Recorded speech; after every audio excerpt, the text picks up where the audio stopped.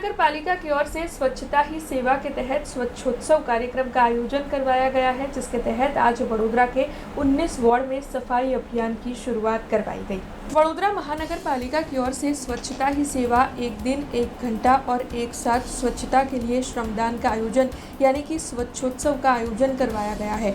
वडोदरा महानगर पालिका के पदाधिकारी कर्मचारी इस स्वच्छता कार्यक्रम में बड़ी तादाद में जुड़े हैं। तब आपको बता दें कि वडोदरा महानगर पालिका के सभी 19 वार्ड में स्वच्छता अभियान की शुरुआत हुई है। वडोदरा के मध्य में मौजूद सुरसागर पर वडोदरा महानगर पालिका की ओर से सेवा पखवाड़े के भाग स्वरूप स्वच्छता मुहिम को शुरू करवाया गया है।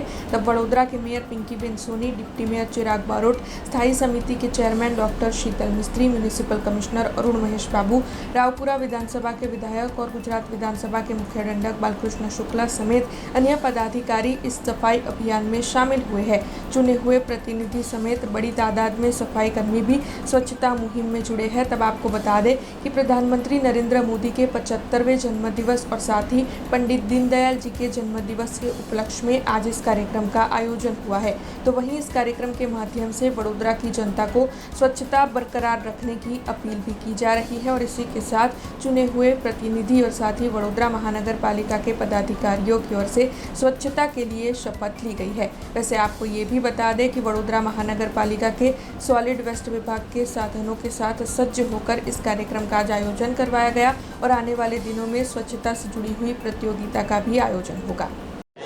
आज वडोदरा खाते स्वच्छता महाअभियानનું એક દિવસ એક ઘંટા सबके साथ આયોજન કરવામાં આવી રહ્યા છે।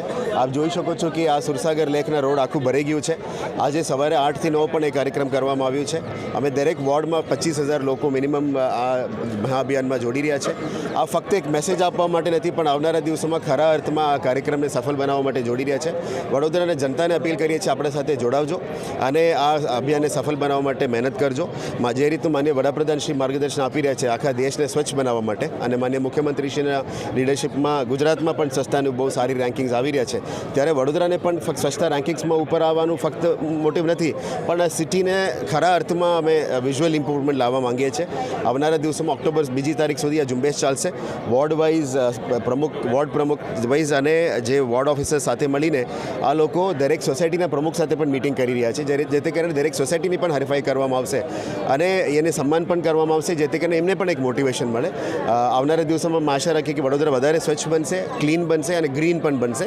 એટલે મીડિયાના મિત્રો મારફતે અમે આ મેસેજ આપવા માંગીએ છીએ કે આપ પણ અમારા સાથે જોડો, વડોદરાના નાગરિક આપણા સાથે જોડે અને આ કાર્યક્રમને સફળ બનાવે। નરેન્દ્રભાઈ મોદીજીના જન્મદિનથી ચાલુ થયેલી સ્વચ્છતા હી સેવા પખવાડિયા અંતર્ગત આજે જ્યારે પંડિત દીનદયાળજી ઉપાધ્યાયજીનો જન્મદિવસ છે, ત્યારે આખા દેશમાં સ્વચ્છતાની એક ઝુંબેશ ઉપાડવામાં આવી છે। આખા ગુજરાતમાં પણ આ સ્વચ્છતાની મહાઝુંબેશ ચાલુ છે, ત્યારે આજે વડોદરા શહેરમાં કોર્પોરેશનના કર્મચારીઓ સહિત તમામ રાજકીય પાર્ટીના નેતાઓ, તમામ ચૂંટાયેલા પ્રતિનિધિઓ, તમામ સંગઠનો, કોર્પોરેટ સંસ્થાઓ અને સાથે સાથે તમામ ધાર્મિક સંસ્થાઓ અને કોલેજીસ અને સ્કૂલો પણ જ્યારે જોડાય છે, ત્યારે 8 લાખથી પણ વધારે નાગરિકો આ સફાઈ ઝુંબેશમાં જોડાયા છે અને બધા આપણો પોતાનો 1 કલાક જ્યારે આપવાના છે, ત્યારે તમામનો વડોદરા શહેરનો ખૂબ ખૂબ આભાર માનું છું અને સાથે સાથે આજે આપણે જે ઝુંબેશ હાથ ધરી છે તેનો આપણે એક સ્વભાવ બનાવીએ અને જેમ મોદીજીએ હાકલ કરી છે કે વર્ષમાં 100 કલાક આપીએ તે પ્રમાણે જો આપણે કરીશું તો મને એવું લાગે છે कि ચોક્કસ આપણે આપણા દેશને વહેલા વહેલી તકે स्वच्छ કરી શકીએ। हमसे जुड़े रहने के लिए हमारे YouTube चैनल को सब्सक्राइब करें और नई वीडियो की नोटिफिकेशन के लिए बेल आइकॉन को दबाएं।